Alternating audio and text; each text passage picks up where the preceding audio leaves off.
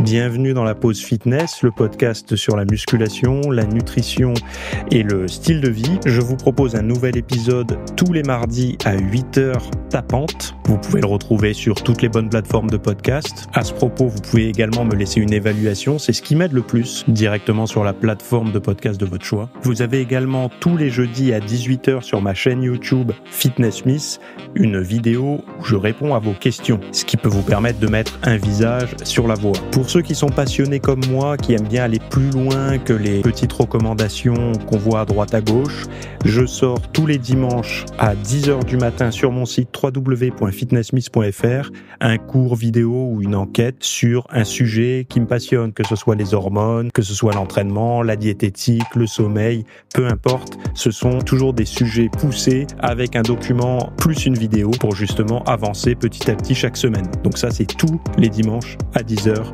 sur mon site www.fitnessmiss.fr. Pour ceux qui veulent avoir des programmes ou de la documentation numérique, que ça soit un programme masse, un programme sèche, un programme énergie, j'ai plein de rubriques sur mon site, donc vous pouvez voir le lien directement dans le podcast à la rubrique boutique. Donc c'est tous mes programmes et vous avez justement accès à tout ce que je propose au format numérique. Assez parlé, place au podcast.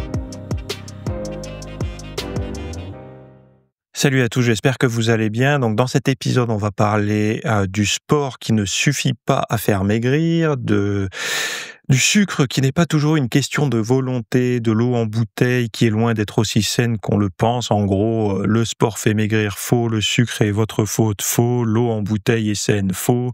Bon, on est un peu dans la contradiction avec les croyances un petit peu populaires, même si... Bon, on verra, notamment par rapport au sucre et d'autres choses. J'ai publié ce week-end la fatigue invisible chez le sportif, le cas du fer. Donc il y a beaucoup de personnes, vous savez, le fer, c'est en général, soit on est bien réglé, tout va bien, on s'en rend pas compte, soit il y a des gens qui sont trop élevés, soit trop bas. Il faut savoir une chose, c'est que une personne sédentaire qui fait pas de sport, qui fait pas d'effort physique, ne ressentira pas du tout de la même manière une carence en fer, enfin une carence. Pas une carence, mais un taux bas de fer, donc toujours dans les normes, mais les normes basses. Donc une norme basse, vous savez, quand vous faites vos analyses, vous prenez la ferritine, des choses comme ça, vous voyez des normes, la haute et la basse. En étant sportif, ou sportive, si vous êtes sur la norme plutôt basse sans être hors des clous, c'est parfois trop bas pour la performance. J'ai essayé d'être clair, mais et moi j'ai été longtemps dans ce cas-là. C'est-à-dire que j'étais dans les clous, mais bas. Et on voit que le sportif, il faudrait qu'il y ait... Bon, là je rêve, hein, mais ça serait bien qu'il y ait des valeurs pour le sportif en fait. Et je pense qu'un jour ça viendra avec l'IA et toutes ces choses-là, mais qui y ait un petit peu comme les montres connectées. Vous savez, quand vous achetez une montre connectée, souvent il y a un endroit où vous mettez, vous cochez une case pour je suis sportif, et donc du coup l'algo n'est pas le même. Là, ça devrait être un peu la même chose. Si vous êtes un sportif d'endurance et que vous cassez beaucoup de cellules et tout ça avec les pieds, quand vous courez, en fait, on a une perte de fer quand on fait beaucoup de cardio parce qu'on vient broyer un petit peu les vaisseaux, les cellules et tout ça. Il doit y avoir une fuite de fer à ce moment-là. En tout cas, c'est une des hypothèses qu'il y a dans la littérature scientifique, une hypothèse qui se vérifie parfois, j'imagine, hein, parce que sinon, et puis après avec aussi le système digestif où il y a des pertes. Toutes ces choses-là, c'est à prendre en considération quand on observe justement son taux de fer. Et c'est pour ça qu'il y a des gens qui se disent « Mais non, je suis dans les normes, je suis un peu bas, mais je suis dans les normes ». Ça peut déjà se ressentir à l'entraînement. Et typiquement, les symptômes, c'est des symptômes qui pourraient ressembler presque à du surentraînement, voire à un petit coup d'anxiété, déprime, toutes ces choses-là. Parce qu'en fait, on oxygène bien moins quand on est bas en fer. Et bon, voilà. Je vous le dis parce qu'aujourd'hui, c'est la mode de faire et muscu et cardio, d'être relativement actif et en même temps, c'est la mode de réduire sa consommation de produits qui contiennent des formes de fer qui sont bien assimilées. Donc, en jouant sur les 2 tableaux, je vous invite à aller voir Fatigue invisible chez le sportif, le cas du fer. Vous avez un lien dans les notes de l'épisode là, pour aller voir, ce cours qui est réservé aux VIP, voilà. Bon, pourquoi votre perte de poids s'arrête malgré, le sport? Bah, il y a plein de gens qui font du sport, la perte de poids s'arrête et ils ont envie de savoir pourquoi. Donc ça a été publié, dans la revue scientifique Biology Letters et qui est écrit par le Britannique Lewis Halsey. Donc et c'est pas une étude expérimentale, mais une analyse critique des recherches existantes sur la dépense énergétique. Donc il cherche à comprendre pourquoi la perte de poids s'interrompt souvent, même quand on continue à faire de l'exercice sans augmenter ses apports alimentaires. En croisant de nombreuses études, donc le chercheur met en évidence un mécanisme ignoré du grand public, hein. Vous et moi, on est au courant depuis des années, mais bon. La compensation de la dépense énergétique. Quand on bouge plus, le corps réagit en diminuant la dépense sur d'autres fonctions biologiques, comme la digestion, l'immunité, la régulation hormonale, et ça réduit le métabolisme global et freine la perte de poids malgré une activité physique constante. En fait, ce qui se passe, c'est que il y a une forme d'équilibre. Alors vous allez me dire: «Mais on connaît tout ça, c'est la baisse du métabolisme quand on fait un régime trop long et cetera». Ouais, mais on ne sait pas sur quoi il réduit, quels sont en fait, quels sont les interrupteurs qui l'activent ou désactivent. Et là, de savoir que c'est sur la digestion, l'immunité et la régulation hormonale, on comprend mieux, en fait, pourquoi, un régime trop long, bah, au bout d'un moment, les hormones, elles sont plus d'accord avec ça. Donc, par exemple, la testostérone peut baisser, les hormones thyroïdiennes également, et sur l'immunité. Quelqu'un qui est au régime pendant trop longtemps, un rhume qui traîne ou une saloperie qui traîne, boum, il la chope, quoi. Et puis après, au niveau de la digestion également. Quand vous avez jamais remarqué, et il y a même des sketchs, je me rappelle un épisode dans Brooklyn Nine-Nine où, je sais pas si vous avez vu cette série comique, c'est, heu, c'est sympa pour se détendre. Bon bref. Bon, elle est finie, depuis quelque temps maintenant, mais c'était une émission, enfin une série sympa, une sitcom sympa. À un moment donné, il y a un acteur, un personnage qui s'appelle Terry dans la série, qui fait un régime et au bout d'un moment, il a le ventre complètement défoncé, avec des problèmes digestifs, quoi. Et c'est vrai que c'est quelque chose, quand on est trop longtemps au régime, on se rend compte qu'on est moins tolérant à tout un tas de choses. Et d'ailleurs, il y a pas mal de personnes qui pensent être intolérants à tel ou tel aliment, alors que finalement, c'est qu'ils sont au régime depuis trop longtemps et que leur digestion, elle est mise en mode, économie. Et cette économie, bah, par exemple, sur des aliments un peu plus complexes à digérer ou ou le fait d'être au régime, ça les rend plus sensibles. N'oubliez pas, baisse de l'immunité, baisse de la digestion, si vous cumulez les 2, bah, quelqu'un qui digérait bien, je sais pas, par exemple, je dis une bêtise, mais les fruits de mer, bah, quand elle est en diète sévère, elle digère moins bien les fruits de mer.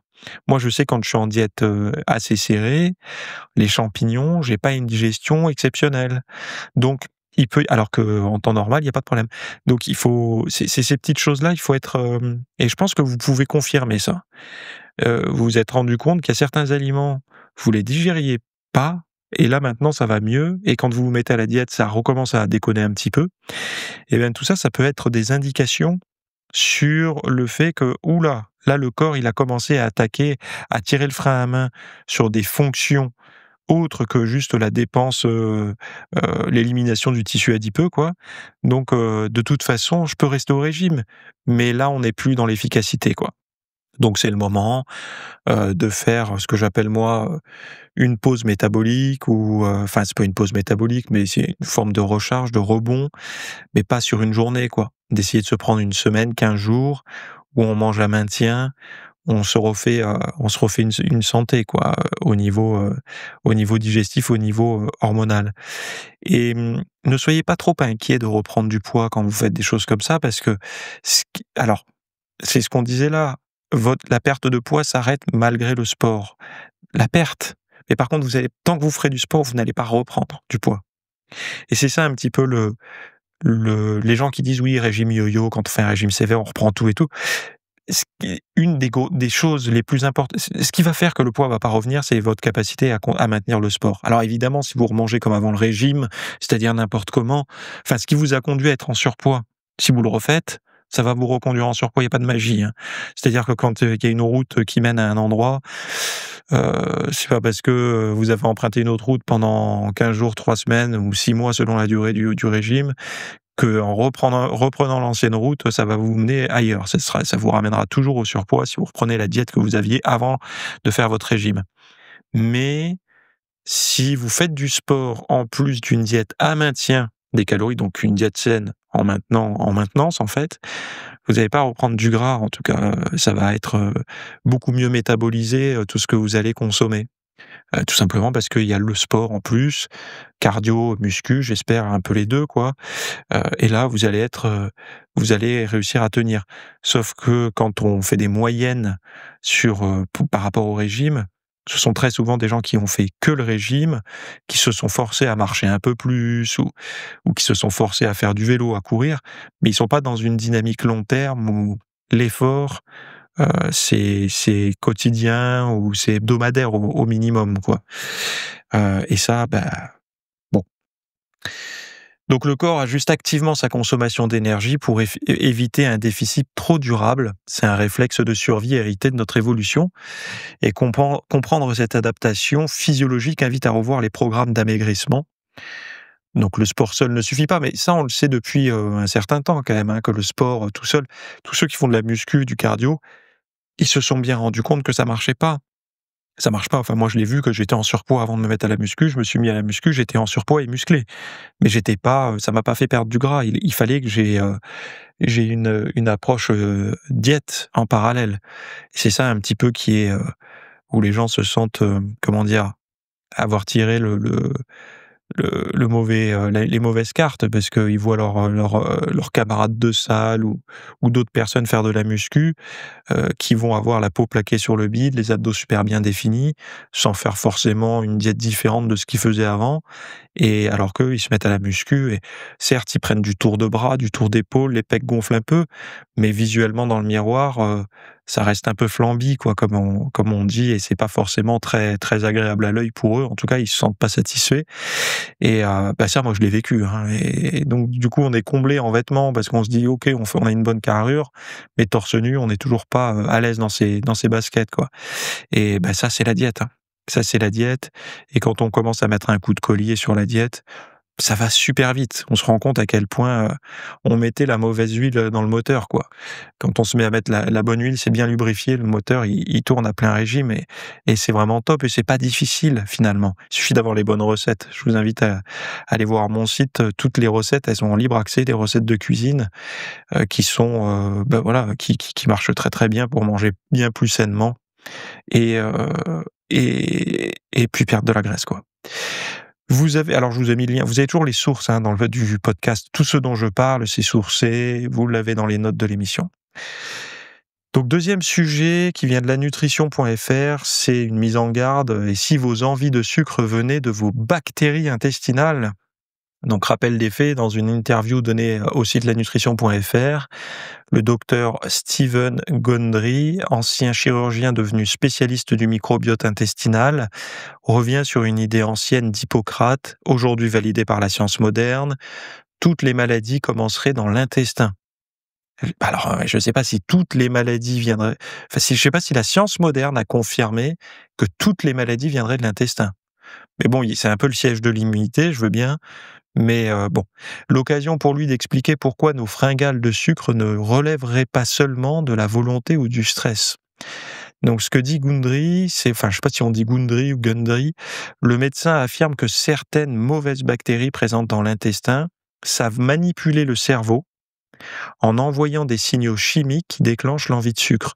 Alors ça, on en avait déjà entendu parler il y a quelque temps, mais quand on mange beaucoup de sucre, on nourrit une population de bactéries présentes dans le système digestif qui vont, c'est pas qu'elles sont mauvaises ou bonnes. J'aime pas le terme mauvais ou bon.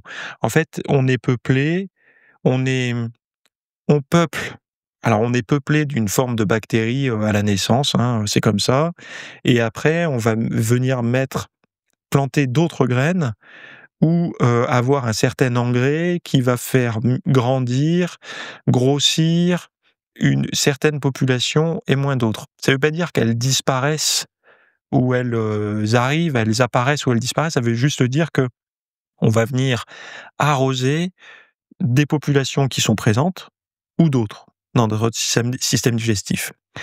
Et quand on mange souvent du sucre, on va arroser très souvent une population de bactéries dans le système digestif et cette population, quand elle grandit, elle va réclamer en fait. C'est pas pour jouer contre nous, c'est pas, des méchants et cetera, c'est juste, c'est comme ça, c'est la nature. Elles vont réclamer donc leur façon de communiquer, ce sont des signaux chimiques envoyés au cerveau, de l'intestin vers le cerveau, qui vont réclamer l'envie de sucre. C'est pour ça que c'est très difficile d'arrêter le sucre quand on a eu une forte consommation de sucre, notamment, il y en a beaucoup, ils disent: «Mais je mange pas sucré», mais par contre, dès qu'il y a une boisson, que ça soit une boisson chaude ou même les sodas, enfin pas les sodas, mais même ils vont mettre systématiquement du jus de citron dans de l'eau, du sucre dans le café ou du miel, ou ils vont prendre un jus de fruits. Ils vont sans arrêt avoir un apport comme ça ou alors manger beaucoup, beaucoup de fruits. Ils vont avoir un apport en sucré et goût sucré assez, important et donc finalement, ça va être très difficile pour eux du jour au lendemain de s'arrêter et c'est pour ça qu'il n'y a pas de façon simple d'arrêter, le sucre. Il y a toujours une période de transition et qui est d'autant plus difficile si vous êtes, déprimé, anxieux et tout, parce qu'on sait qu'il y a une forte, appétence pour la saveur sucrée quand on a un mauvais mood et parce que s'il y a il y a un effet immédiat, un effet tampon, avec une libération, certainement de sérotonine qui s'ensuit quand on consomme du sucre. On le voit tous, là c'est bientôt Halloween, heu, on va tous, certainement piocher dans le bol de Bonbec de nos de nos gosses, hein, quand ils vont faire la tournée ou tout simplement, de ceux que vous avez achetés pour les gosses qui vont venir vous visiter. On va tous y mettre la main à un moment donné et on voit bien qu'une petite poignée de bonbons, immédiatement derrière, on a, une forme de satisfaction immédiate qui disparaît presque aussitôt, hein, puisqu'on a envie d'y refoutre la main. Mais, il se passe quelque chose et donc ça, c'est très difficile de s'en passer quand, il y a des années derrière, un petit peu comme le tabac ou l'alcool pour, ceux qui fument ou picolent. Il y a un côté, difficile.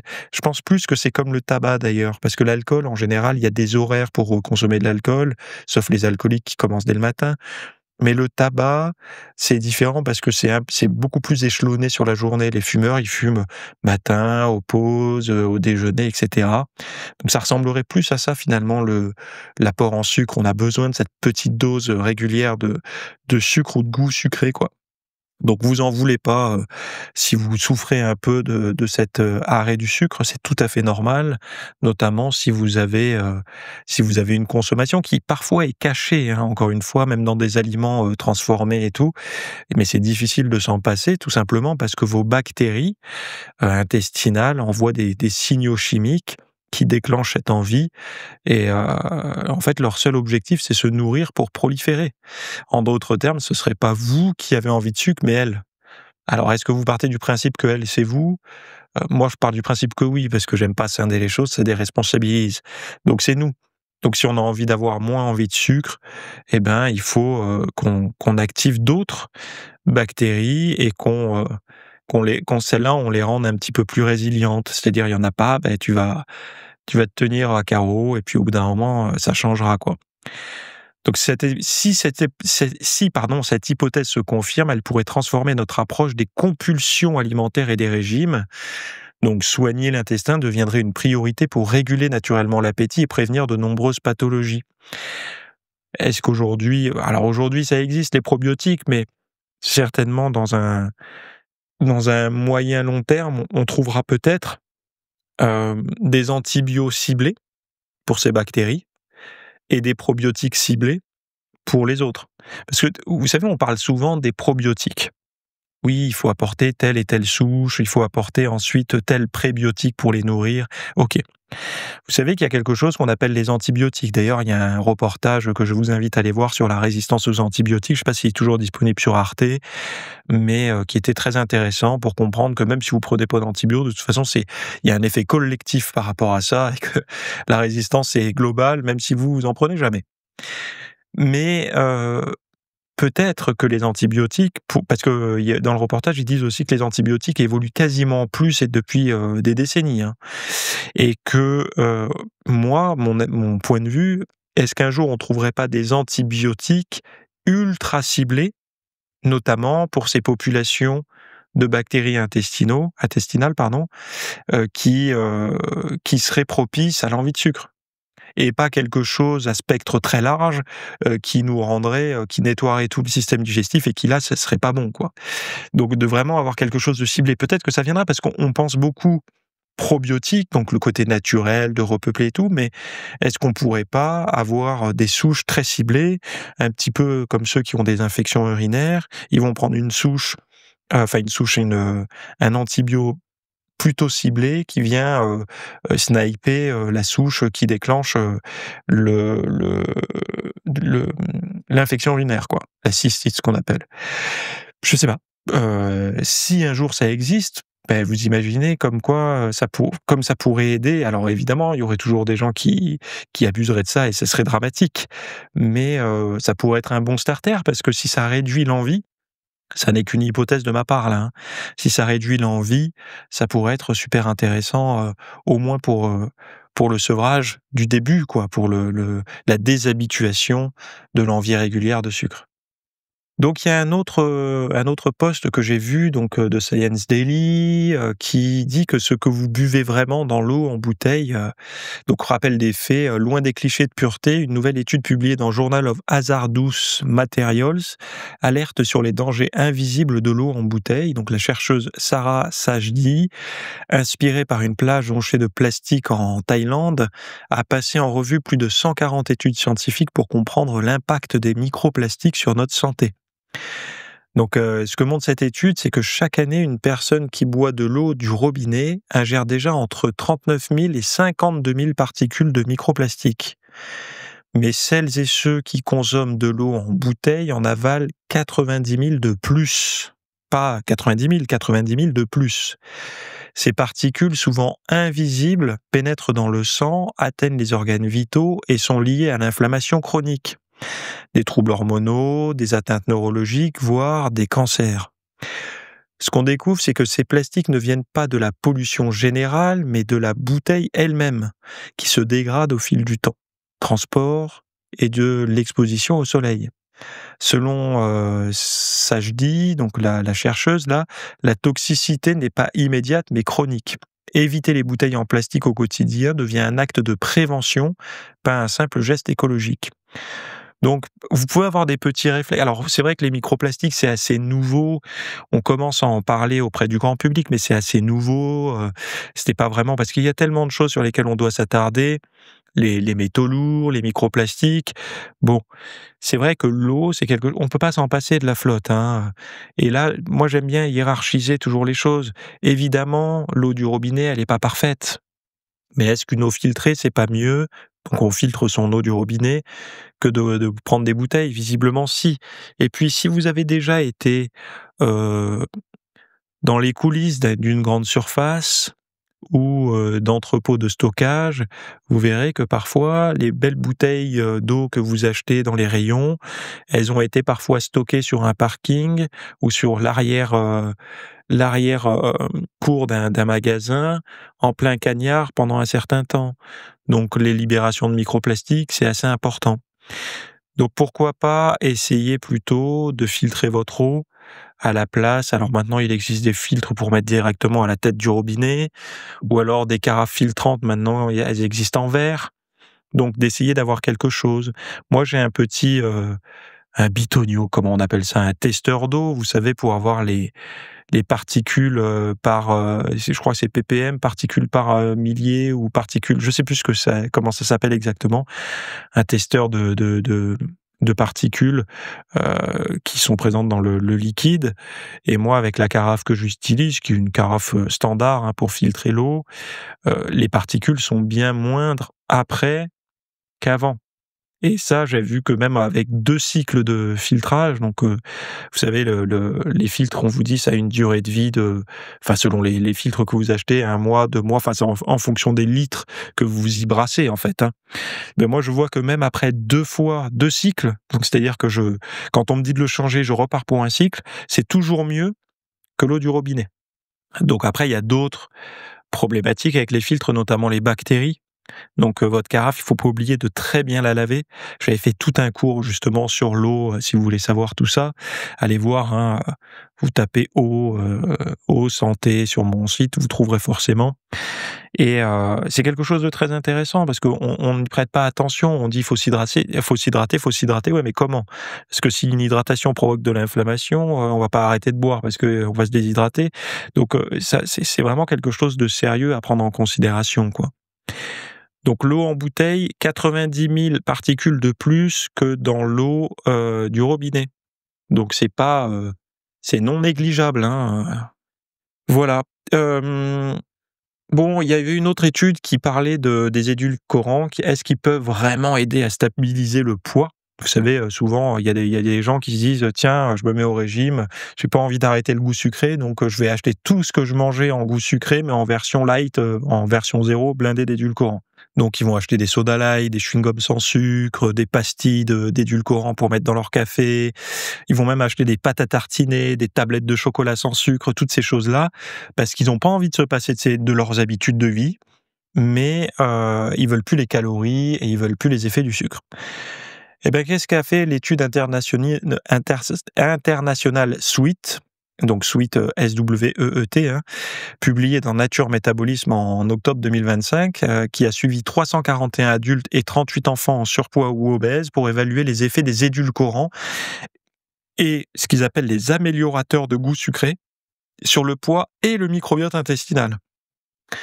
Donc après 2 mois de régime hypocalorique, les participants ont poursuivi pendant 10 mois une alimentation saine, j'attends de voir ce que c'était, avec ou sans produits contenant des édulcorants. Résultat, ceux qui ont remplacé le sucre par des édulcorants ont mieux maintenu leur perte de poids, 1,6 kg en moyenne. Donc moins 1,6 kg en moyenne.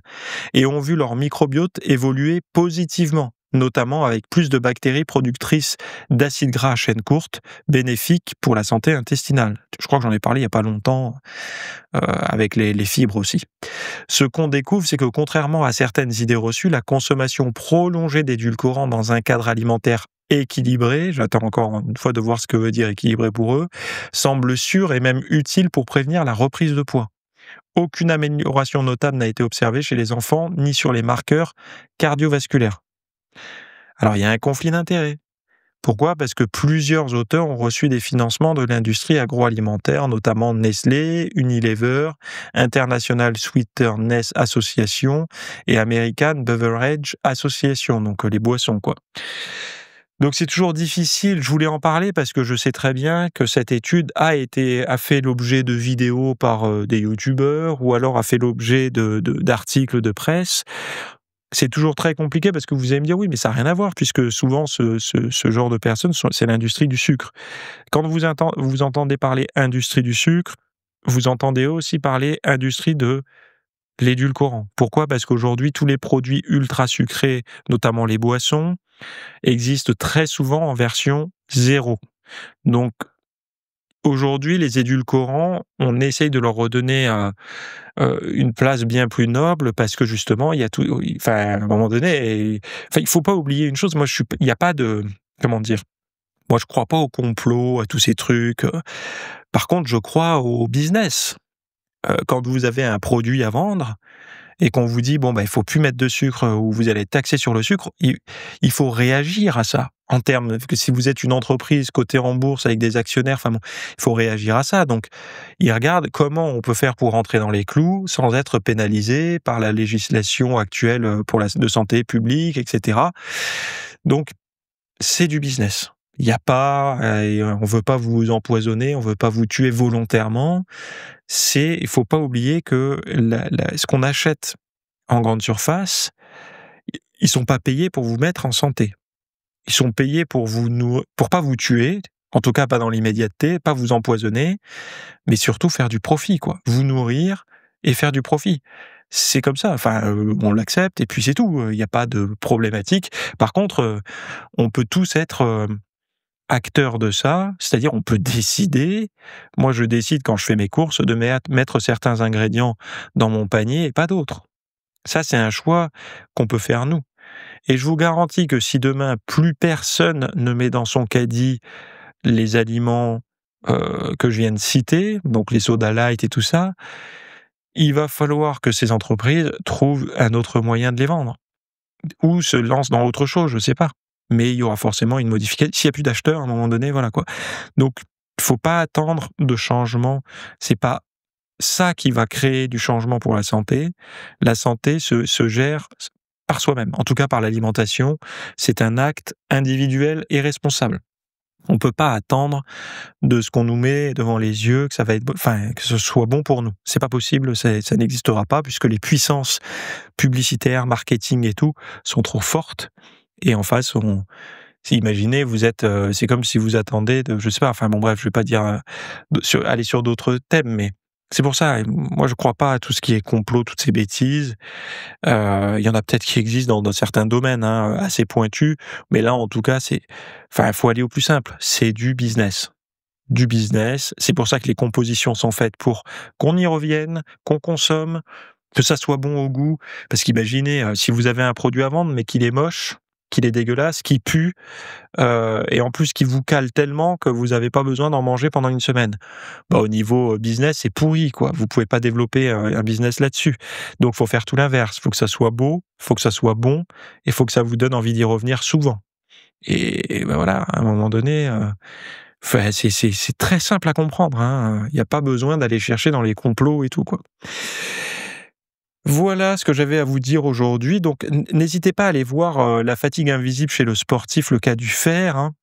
Donc, pourquoi tu peux être à plat même si ta prise de sang dit tout est normal. Comment l'inflammation de l'entraînement coupe l'absorption du fer pendant plusieurs heures. Est-ce que les hommes et les femmes doivent surveiller différemment pour ne pas passer à côté d'une carence. Les bonnes associations alimentaires qui multiplient l'absorption du fer, les erreurs classiques qui sabotent l'énergie sans qu'on s'en rende vraiment compte, comment organiser les repas pour mieux récupérer et rester performant. J'ai même mis des assiettes type prêtes à copier. Les seuils aussi de ferritine à viser pour performer sans danger, parce que je vous disais aussi, il y a trop de fer, c'est pas bon, hein. Et les bons marqueurs à demander au médecin, avec son médecin, de discuter avec lui de ça, quoi. Donc voilà, vous pouvez aller voir ça. Je vous ai mis un lien et pour en savoir plus dans les notes de l'épisode. Je vous souhaite une très bonne journée à toutes et à tous et une bonne semaine. Entraînez-vous bien, restez dans les clous au niveau de la diète et on se retrouve en description pour aller plus loin ou la semaine prochaine pour un autre podcast. Merci d'avoir écouté cet épisode. Alors, avant de partir, j'avais juste quelque chose à vous partager. C'est vrai que vous avez peut-être des temps morts à meubler, que ce soit des temps de trajet dans les transports en commun, du cardio un petit peu long sur un tapis de course, ou alors tout simplement envie de remplacer les programmes que vous avez la soirée pour de l'apprentissage. Vous êtes peut-être adepte des émissions, des documentaires, des reportages, etc. Sauf que dans le monde de la musculation, de la nutrition, du développement, d'un mode de vie sain, etc. C'est un peu maigre en contenu dans les médias grand public. Et donc, ce que je vous propose, moi, personnellement, c'est d'aller faire un tour dans la bibliothèque alors, c'est un Netflix version fitness privée qui vous coûtera moins cher qu'un lavage auto rouleau par mois. Et là, vous avez vraiment tous les sujets. Alors, c'est plein de cours que je propose. Il y en a déjà plus de 300. Ce sont sur le sommeil, sur les hormones, sur la nutrition. Donc ça peut être pourquoi on a faim, pourquoi on n'arrive pas à tenir un régime, comment faire, quelles sont les solutions, mais aussi d'anatomie pour l'entraînement, des programmes d'entraînement. Donc tout ce qui est lié à la perte de graisse, si vous avez du gras sur le bas du ventre depuis des années, ou alors si vous avez du mal à prendre de la masse musculaire, tous ces sujets du plus connu, entre guillemets, du plus recherché au plus pointu, Tous ces sujets sont largement abordés dans cet espace VIP. Donc, pour rappel, pour y accéder, vous avez un lien en description. Si vous ne le trouvez pas, vous allez sur www.fitnessmiss.fr et vous faites devenir membre. Voilà, vous trouverez sur le site. Et vous accédez à ce contenu caché que vous pourrez écouter partout. Voilà, je vous laisse ici. Très bonne fin de journée à tous.